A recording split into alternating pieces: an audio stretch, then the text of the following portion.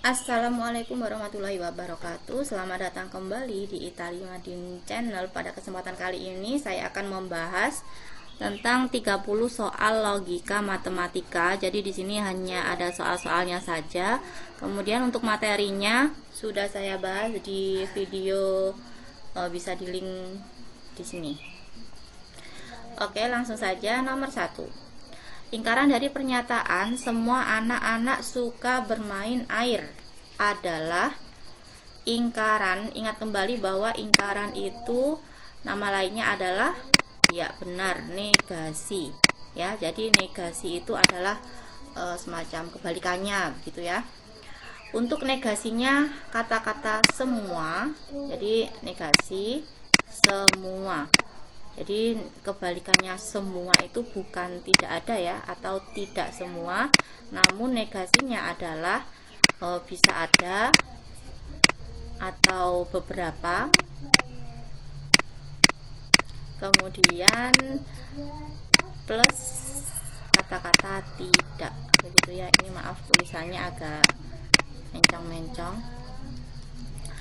Semua anak-anak suka bermain air. Jadi negasinya ada anak yang tidak suka bermain air. Oke, jawaban yang tepat yang nomor 1 adalah yang C. Selanjutnya nomor 2. Negasi dari pernyataan hari ini hujan dan saya tidak membawa payung. Jadi ini adalah konjungsi. Yang ditanya adalah negasi. Negasi dari P dan Q itu adalah, nah yang depan dinegasikan dulu. Yang depan berarti negasi P, dannya berubah jadi atau. Negasi Q. Hari ini tidak hujan, jadi negasinya adalah hari ini hujan atau saya membawa payung. Jadi jawaban yang tepat nomor 2 adalah yang E. Benar. Next, nomor 3. Ingkaran lagi, jika semua anggota keluarga pergi, maka semua pintu rumah dikunci rapat. Ini adalah implikasi. Yuk diingat kembali, negasi dari implikasi P maka Q itu adalah P. Oke, P dan negasi Q.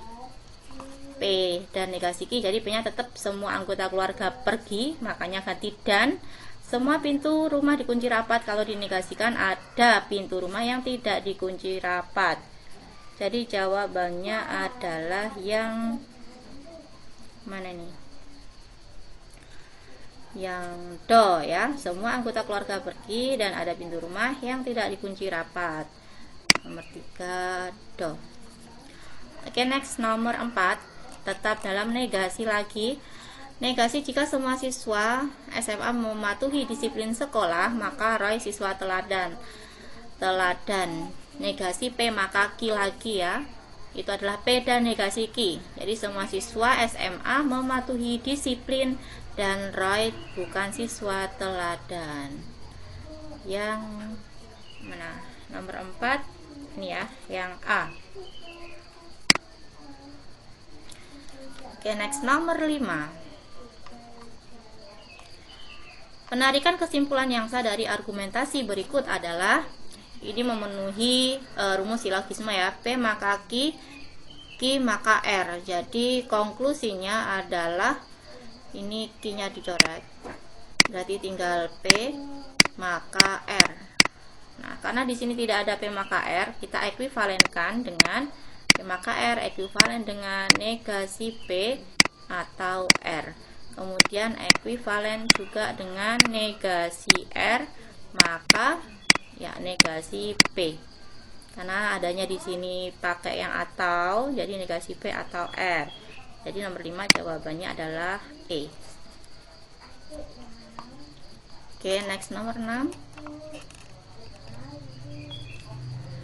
Jika negasi P salah dan Q bernilai salah, maka pernyataan yang bernilai salah adalah, kalau negasi P-nya salah, jadi P bernilai ya benar.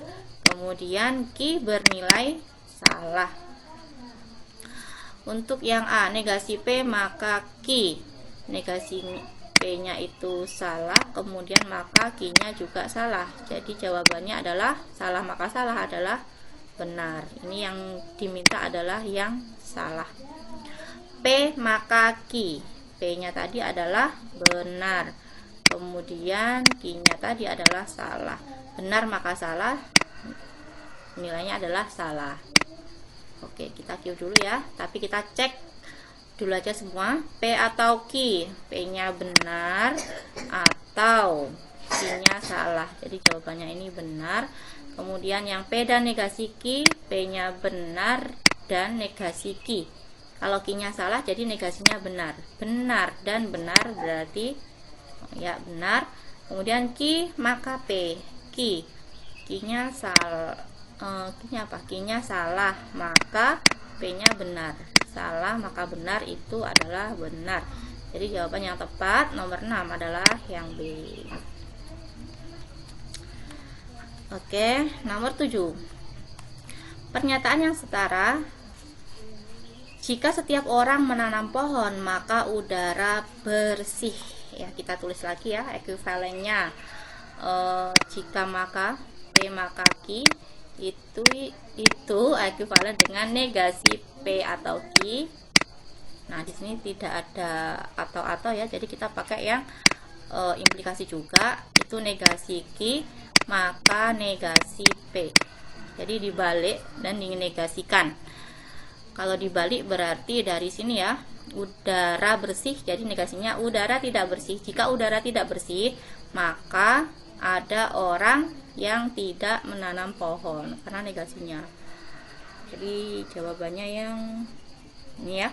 Jika udara tidak bersih, maka beberapa orang tidak menanam pohon. Oke, yang do.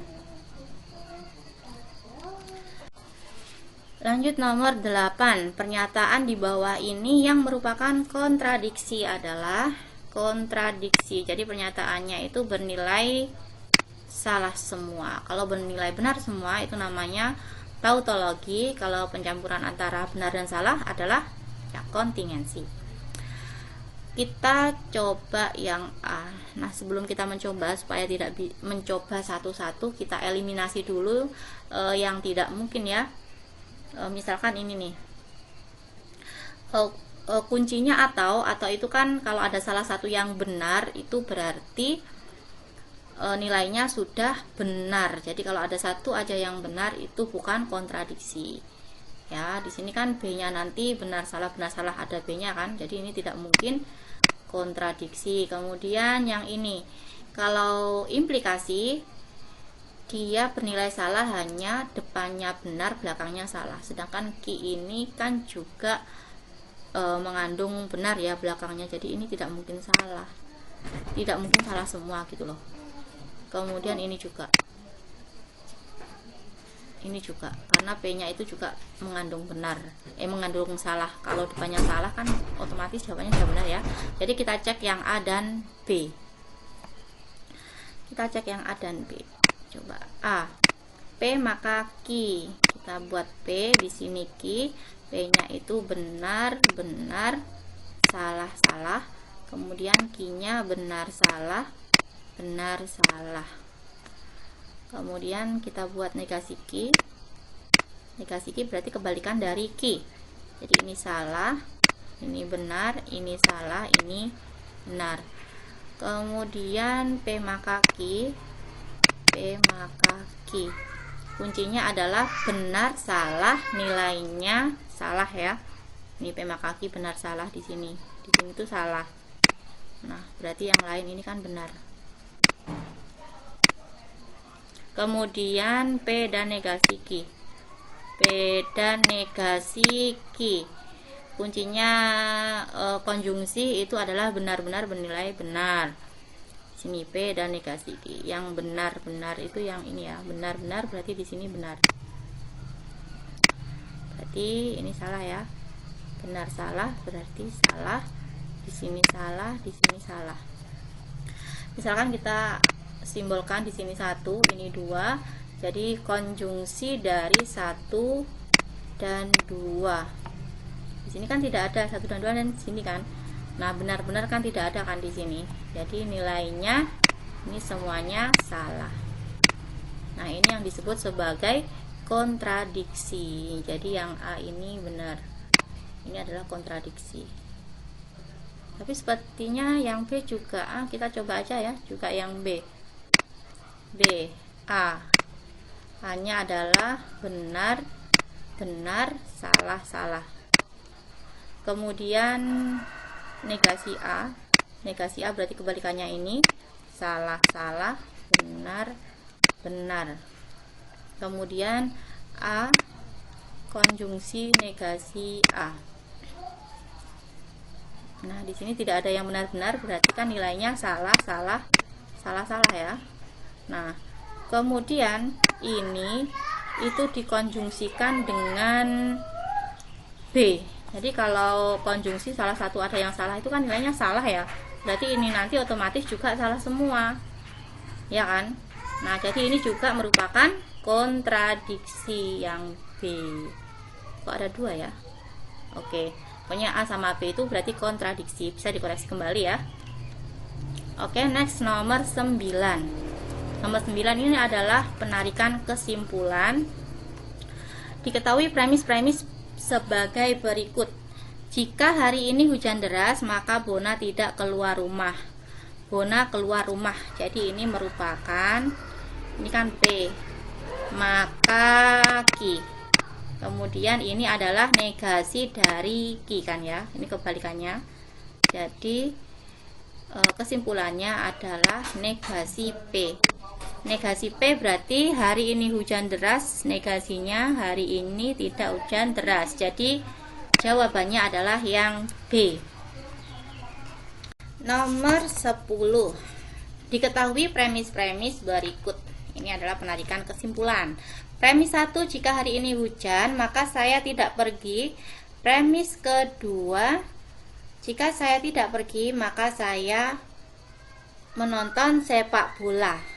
Ya, ini memenuhi rumus silogisme P maka Q, Q maka R. Jadi saya tidak perginya ini kan dicoret. Jadi tinggal jika hari ini hujan, maka saya nonton sepak bola. Jadi jawabannya nomor 10 adalah yang ini ya, yang B. Oke, next nomor 11. Diketahui premis-premis sebagai berikut. Premis 1, jika Cecep lulus ujian maka saya diajak ke Bandung. Jika saya tidak pergi ke Lembang maka saya tidak diajak ke Bandung. Ya. Ini harus dirubah dulu karena ini belum memenuhi rumus silogisme. Ini misalkan Cecep lulus ujiannya itu adalah P, kemudian saya diajak ke Bandungnya itu adalah Q, kemudian saya tidak pergi ke Lembang, misalkan ini adalah negasi R, kemudian saya tidak diajak ke Bandung, berarti kan itu negasi Q. Nah, kita harus merubah dulu yang ini karena kalau rumusnya silogisme kan P maka Q. Nah, di sini tuh harus Q maka R. Ini bisa dirubah menjadi Q maka R. Ekuivalennya Q maka R. Nah, jadi kalau P maka Q, Q maka R, kesimpulannya adalah P maka R. Nah, P maka R. Jadi jika Cecep lulus ujian, maka R-nya ini ya, saya pergi ke Lembang. Ini yang C. Oke, nomor 11 itu adalah yang C. Kemudian nomor 12. Diketahui premis-premis berikut. Premis 1, jika Tio kehujanan maka Tio sakit. Premis kedua, jika Tio sakit maka ia demam. Kesimpulan dari kedua premis tersebut adalah ini berarti ini kan sama ya. Jadi di sini bisa dicoret Tio sakit. Jadi jika Tio kehujanan maka ia demam. Jika Tio kehujanan maka ia demam. Nah, di sini tidak ada, berarti kita ekuivalenkan. Jadi P maka Q tadi ekuivalennya adalah negasi P atau Ki. Jadi kita cek dulu. Negasi P berarti Tio tidak kehujanan atau ia demam. Nah, di sini ada ya. Nih, negasi P atau Ki. Jadi yang C. Nomor 13. Jika Marni rajin belajar atau patuh pada orang tua, maka ibu membelikan sepatu baru. Ibu tidak membelikan sepatu baru. Ini adalah modus ponens ya, P maka Ki, modus ponen. Nah, modus ponen itu adalah P maka Ki. Kemudian premis keduanya adalah negasi Ki. Nah, negasi Ki. Jadi kesimpulannya adalah negasi P. Nah, ini berarti ini kita coret ya. Ibu membelikan sepatu baru. Ibu membelikan sepatu baru, tinggal tidak. Nah, tidak itu adalah negasi dari Marni belajar atau patuh pada orang tua. Jadi negasinya dari P atau Ki itu adalah P dan negasi P ya, dan negasi Ki. Jadi Marni tidak rajin belajar dan Marni tidak patuh pada orang tua. Jadi jawabannya yang mana? Yang E. Nah, begitu ya. Oke, next nomor 14. Diketahui premis berikut. Premis 1, jika Dodi rajin belajar maka ia naik kelas. Premis kedua, jika Dodi naik kelas maka ia dibelikan baju. Ini juga silogisme, naik kelas kita coret. Jadi tinggal jika Dodi rajin belajar maka ia dibelikan baju. Nah, karena tidak ada, kita ekuivalenkan P maka Ki, ekuivalennya negasi P atau Ki. Jadi Dodi tidak rajin belajar atau ia dibelikan baju. Adakah? Nah, oke, yang do ya, negasi P atau Ki. Oke, nomor 11 do. 14. Next nomor 15. Diketahui beberapa premis berikut. Premis 1, negasi P maka negasi Ki. Premis keduanya P maka R. Premis ketiganya Ki. Nah, kalau seperti ini dia belum memenuhi silogisme, jadi ini kita ekuivalenkan. Yang ini itu adalah Ki maka R. Nah, yang kedua tetap P maka R. Maaf, ini berarti Ki maka P ya. Ini Ki maka P. Jadi premis 1 dan kedua itu ditarik kesimpulan menjadi Ki maka R. Kemudian premis ketiganya itu adalah Ki, sesuai dengan ini modus ponen ya.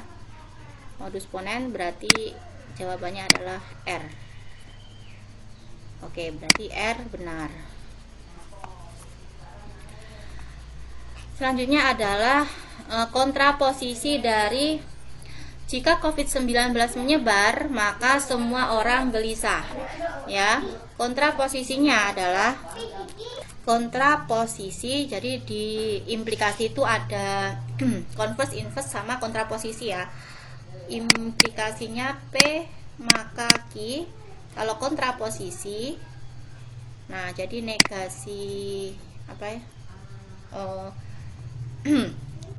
Dibalik dinegasikan ya. Jadi negasi Ki maka negasi P. Jadi dari belakang semua orang gelisah, negasinya adalah, kalau semua berarti ada orang yang tidak gelisah, maka COVID tidak menyebar gitu ya. Berarti nomor 16 ini nih. Jika beberapa orang tidak gelisah, maka COVID-19 tidak menyebar. Jadi yang B. Oke. Kemudian nomor 17. Kesimpulan dari premis-premis, jika listrik masuk desa, maka penduduk desa produktif. Jika penduduk desa produktif, maka Jakarta tidak padat. Ini juga silogisme. Jadi kesimpulannya aslinya itu jika listrik masuk desa, maka Jakarta tidak padat. Jika listrik masuk desa. Nah, karena di sini tidak ada, jadi kita ekuivalenkan, dibalik dinegasikan tadi ya, negasi P maka Q, negasi Q maka negasi P. Penduduk Jakarta tidak padat kita negasikan jadi penduduk Jakarta padat. Jika penduduk Jakarta padat, maka listrik tidak masuk desa. Jadi yang mana ini?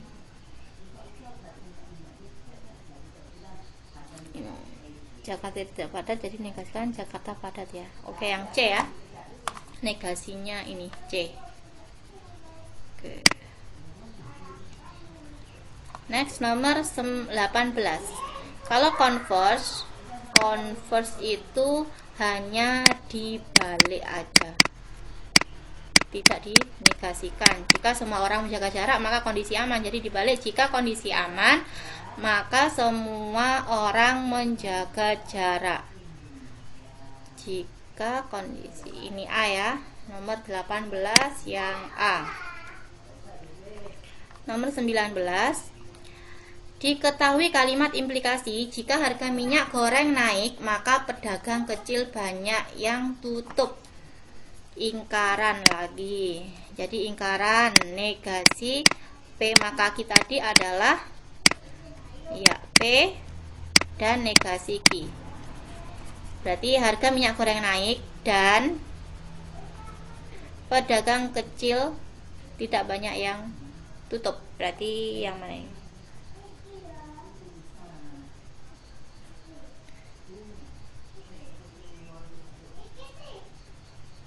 Ini ya, harga minyak goreng naik dan pedagang kecil ada yang tidak tutup. Ini ya. Jadi kalau tetapi itu sama aja dan ya. Dan itu bisa diganti dengan tetapi walaupun gitu. Jadi jawabannya yang nomor 19 adalah yang E. Oke, next nomor 20. Premis 1. Jika COVID-19 tidak datang ke Indonesia, maka rakyat damai. Kemudian di sini adalah rakyat damai. Jadi kesimpulannya adalah, nah kita ingat kalau modus ponen itu premis pertamanya adalah P maka Q. Kemudian premis keduanya itu P. Nah, nanti kesimpulannya adalah Q. Gitu ya. Ini adalah modus ponen. Kemudian kalau modus tolen itu P maka Q. Kemudian premis keduanya adalah negasi Q. Nah, ini baru kesimpulannya adalah negasi P. Nah, karena ini jika COVID-19 tidak datang ke Indonesia maka rakyat damai. Kita misalkan di sini adalah P maka Q. Nah, premis keduanya rakyat damai Q. Di sini apakah ada kalau P maka Q, kemudian premis keduanya Q? Tidak ada ya, adanya di sini P. Di sini harusnya P atau negasi Q. Nah, ini tidak memenuhi aturan penarikan kesimpulan. Jadi kesimpulannya adalah tidak dapat ditarik kesimpulan. Begitu ya. Oke, next nomor 21. Diketahui premis-premis berikut. Premis 1. Jika Anik lulus ujian, maka ia kuliah di perguruan tinggi negeri. Premis kedua, jika Anik kuliah di perguruan tinggi negeri, maka Anik jadi sarjana, Anik bukan sarjana. Jadi kita selesaikan premis 1 dan 2 dulu pakai silogisme ya. Jadi yang ini dicoret, berarti Anik lulus ujian, maka Anik jadi sarjana. Jadi misalkan kesimpulannya P maka R. Nah, kemudian yang premis ketiganya itu adalah bukan sarjana, berarti negasi R ya. Nah, ini baru memenuhi aturan apa tadi? Modus tolen ya. Negasi P. Anik lulus ujian, jadi negasinya Anik tidak lulus ujian. Jadi jawabannya yang C. Oke, next nomor 22. Perhatikan premis-premis berikut. 1. Jika Andi murid rajin, maka Andi murid pandai. Jika Andi murid pandai, maka ia lulus ujian. Oke, ini juga silogisme. Jadi langsung jika Andi murid rajin, maka ia lulus ujian. Ada nggak? Jika Andi murid rajin, maka ia lulus ujian. Ini yang E ya, 22 yang E. Ini jadi langsung, tidak usah dirubah-rubah. Nomor 23, perhatikan premis-premis berikut. Jika saya giat belajar, maka saya bisa meraih juara. Jika saya bisa meraih juara, maka saya boleh ikut bertanding. Ingkaran. Nah, yang ditanya adalah ingkaran kesimpulan. Jadi kita mencari kesimpulannya dulu. Ini pakai silogisme juga. Saya giat belajar. Jika saya giat belajar, maka saya boleh ikut bertanding. Itu adalah kesimpulannya. Kesimpulannya P maka R misalkan. Karena yang ditanya adalah ingkaran. Nah, ingkarannya ini adalah P dan negasi R ya. P-nya itu adalah saya giat belajar dan negasi R-nya berarti saya tidak boleh ikut bertanding. Oke, yang A ya. Saya giat belajar dan tidak boleh ikut bertanding. Oke, selanjutnya nomor 24. Diberikan premis-premis sebagai berikut. Premis 1, jika harga BBM naik, maka semua bahan pokok naik. Premis kedua, jika harga bahan pokok naik, maka semua orang tidak senang. Ingkaran. Nah, kita cari kesimpulannya dulu. Jadi kesimpulannya adalah jika harga BBM naik, maka semua orang tidak senang. Seperti tadi ya, negasi P maka R, karena yang ditanya adalah di sini ingkaran. Nah, ini adalah P dan negasi R. P-nya adalah harga BBM naik dan semua orang tidak senang, jadi negasinya ada orang yang senang. Jadi nomor 24 itu adalah yang E ya. E. Oke, untuk soal nomor 25 sampai 30 silahkan dicoba di sini, kemudian silahkan dituliskan di kolom komentar ya. Insya Allah nanti akan saya balas. Oke, nomor 25. Nah, bisa di screenshot. Ini nomor 25. Kemudian nomor 26. Nah, dan seterusnya. Ini nanti 25 dan sampai 30 akan saya tuliskan di deskripsi. Jadi silakan lihat di deskripsi untuk nomor soal 26 sampai 30 dan silakan tuliskan jawabannya di kolom komentar. Nah, selamat mencoba. Sekian dulu pembahasan saya pada video ini. Insya Allah akan saya usahakan untuk membahas soal-soal yang lain, atau ada yang request mau soal apa, silahkan dituliskan juga di komentar. Sekian dari saya, semoga bermanfaat. Saya akhiri, wassalamualaikum warahmatullahi wabarakatuh.